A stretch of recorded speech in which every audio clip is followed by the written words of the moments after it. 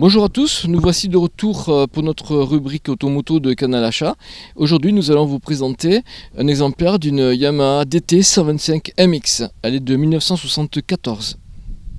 Bon, tout d'abord on va présenter le modèle. Yamaha à l'époque avait sorti deux modèles emblématiques dans sa gamme. C'était la Yamaha 500 XT, un gros monocylindre 4 temps pour se balader en forêt, et en même temps en parallèle une petite 125 avec un moteur 2 temps qui était prévue elle aussi pour les balades en chemin et qui était aussi polyvalente pour la route.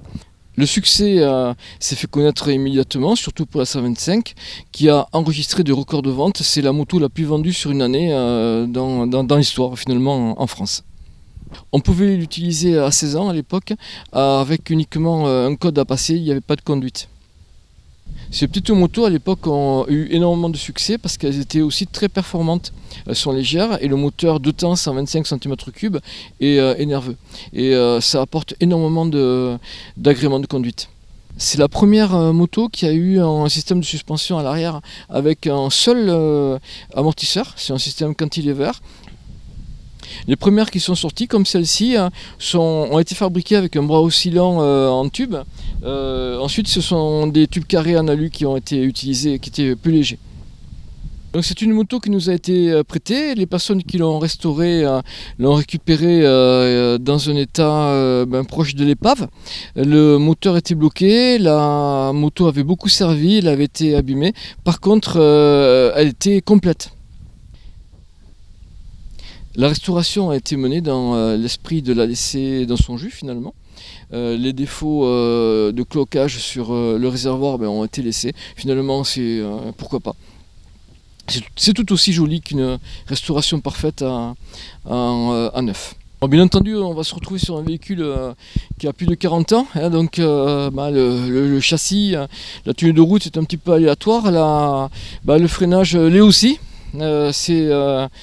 C'est étrange, c'est complètement hors des standards habituels d'aujourd'hui, mais bon, il faut le savoir. À l'époque, cette moto, elle a eu énormément de succès en fait pour une raison, c'était l'image de la liberté de l'époque. En fait, on pouvait tout faire. Je veux pas dire que c'était mieux avant, hein, c'est pas du tout ça, mais à l'époque, il n'y avait aucune interdiction. On pouvait aller où l'on voulait avec ce genre de moto. On pouvait aller en haut des montagnes, on pouvait aller sur la plage, on pouvait aller sur des chemins, on pouvait aller sur la route, bien entendu. Et en fait, voilà, c'était l'image d'une insouciance, d'un passé révolu, c'est comme ça aujourd'hui. Hein. Bon, c'est sûr que le système de carburation est un petit peu polluant aujourd'hui, mais de toute façon, c'est une moto qui va peut-être faire 200 km ou 300 km par an. Hein.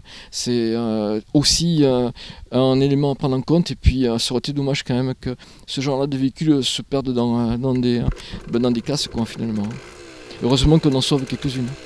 Bon, cette moto-là a eu aussi énormément de succès parce qu'elle a été très facile d'entretien. Bon, c'est un moteur de temps, elle démarre au kick très très facilement, ça démarre très très bien, c'est facile à entretenir, les vidanges sont très faciles à faire. Tout le monde se faisait l'entretien sur ces véhicules-là, qui en plus avaient la particularité d'être extrêmement fiables. Déjà à l'époque, les Japonais utilisaient des excellents métaux, donc celle-ci avait un excellent rapport puissance-fiabilité, c'est ce qui a fait son grand succès aussi. Hein.